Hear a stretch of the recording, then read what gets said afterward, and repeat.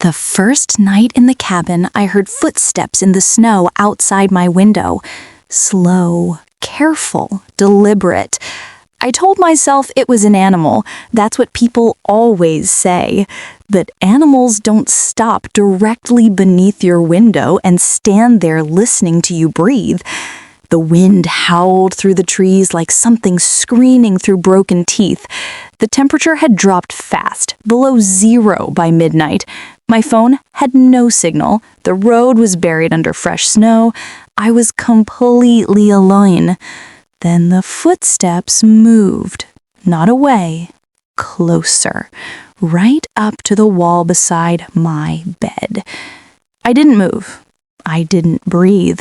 I watched frost creep across the glass as something on the other side exhaled slowly, patiently, as if it already knew where I was and was taking its time. I had rented the cabin online. No reviews, no owner photo, just an address deep in the mountain woods. It was cheaper than anywhere else, and I needed somewhere to disappear for a week. The place looked abandoned when I arrived. Snow swallowed the porch steps. The door groaned when I pushed it open.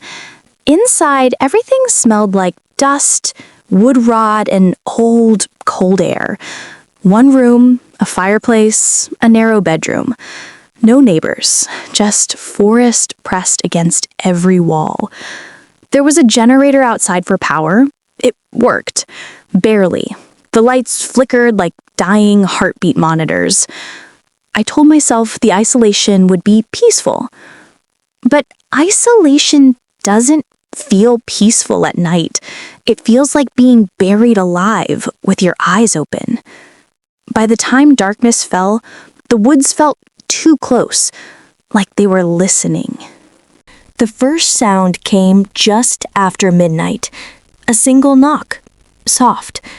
Careful. 3 slow taps against the front door. I froze on the bed, heart flooding so hard I thought it might give me away. I waited for a voice, for footsteps, for anything that made sense. Nothing followed. Minutes passed. Then another knock. 3 taps again. I whispered to myself, "Go away." My breath fogged the air. The fireplace had died down to glowing embers. The cold crawled under the blankets and wrapped around my spine. Then I heard it. Dragging. Something being pulled slowly across the porch boards just outside the door. Not heavy enough to be a body, too deliberate to be the wind. The sound circled the cabin once and stopped directly outside my bedroom wall. The frost on the window distorted everything outside into pale blue shadows. I couldn't see movement, only darker shapes shifting between the trees. Then something touched the glass. Not a hand. Knuckles pressed from the outside, slowly, one by one. The ice cracked in thin white fractures around each point of pressure. I watched in frozen disbelief as the pressure increased, as if whoever or whatever was testing how thick the barrier was. A whisper slid through the tiny cracks in the frame. "I can see you." The voice was wrong. Too close. Too dry. Like it hadn't been used in a long time. I stayed perfectly still. My heart hammered in my ears. The whisper came again. Closer this time. Pressed against the glass. "You're warm." The knuckles vanished. The footsteps returned.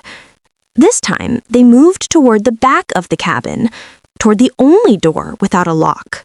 I slid off the bed slowly, every muscle screaming at me to run, yet my legs barely worked. The floorboards were ice cold and loud. Each step felt like a gunshot in the silence. The back door was just a thin slab of warped wood, no deadbolt, only a weak chain across the middle. I could already see shadows moving through the frosted window in the door. Something rattled the handle. Once. Twice. Then, a voice again, right on the other side. "I'm freezing!" The words trembled like someone trying to cry. I didn't answer. The handle stopped moving. The shadow leaned closer to the glass until its shape filled the window. I could make out the vague outline of a head tilted sideways, as if it were studying how a human stands. "I just need the heat," it whispered. The chain started to tighten. The lights flickered violently. Once, twice. Then the entire cabin plunged into darkness. The humming of the generator outside cut off like a dying breath. Silence flooded in, thick and absolute. Then I heard it. Footsteps again.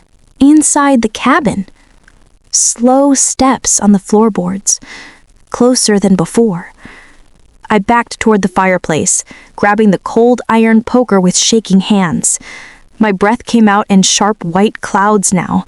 Without the generator, the cabin cooled instantly, like the cold was being invited inside. A shadow stretched across the wall. Tall. Too tall. It bent at the wrong angles. The voice drifted through the dark. "It's warmer in you." Something wet touched my ankle. I screamed and swung blindly. The poker struck nothing solid, only a rush of freezing air that burned my skin like dry ice. The back door burst open with a crack that sounded like splintering bone. Snow exploded into the cabin in a blinding white cloud. I ran past it into the dark, barefoot, lungs on fire, heart pounding like it was trying to escape my chest. The cold hit me like knives. The woods swallowed me immediately. Trees blurred past as I sprinted through knee-deep snow, every step stealing more of my strength. Behind me, I heard it moving too, but faster than I should be able to hear. Its breathing was wrong. Too many breaths, layered on top of each other. I didn't look back. I couldn't. My legs went numb. I tripped over hidden roots. I felt something rush past my shoulder with enough force to tip me sideways into the snow. "Don't stop," it whispered from everywhere. I crawled instead, nails tearing, blood hot against the cold. The trees suddenly opened into a frozen clearing. Moonlight reflected off ice like a field of broken mirrors. In the center stood a small structure I hadn't seen on the map. A shed, half buried in snow. I dragged myself inside and slammed the door. The hinges shrieked loudly in the silence. Inside was darker than pitch. I fumbled for a latch, found one by instinct, and locked it. For a moment, there was only my gasping breath. Then the shadow passed over the thin walls of the shed. Something circled slowly, dragging fingers along the outside. The wood bowed inward with each touch. "I had a cabin too," the voice said softly. "Long time ago." The temperature dropped further. Frost bloomed across the inside walls like spreading veins. "You took mine," it whispered. The floor beneath me cracked, the ice below the shed gave way, and I fell straight down into black water. The shock stole the air from my lungs instantly. The water was beyond cold. It was pain, liquid knives slicing through muscle and bone. I thrashed upward, slamming into solid ice. No opening, no light. Only darkness and my own bubbles clawing upward and vanishing. My limbs slowed. My fingers went stiff. My vision blurred into pulsing gray stars. Then something moved beneath me. Hands wrapped around my ankles, not pulling, holding. The voice came from below the ice, perfectly clear in the water. "Stay." The grip tightened. My body arched as panic exploded through me. I kicked, but my legs barely responded. My lungs burned, my chest convulsed. I felt myself weakening. The last thing I saw in the dark water was a pale face beneath me, eyes wide and unblinking, smiling as if it had finally found its warmth. Then the cold filled my lungs. I don't know how long I drifted in that black water. Time lost meaning when my body stopped fighting. I expected darkness to take me completely. Instead, I woke up. I was back in the cabin, lying on the bed. The fireplace was glowing warmly. The generator hummed softly outside. For a moment, I thought it had all been a nightmare. Then I tried to move.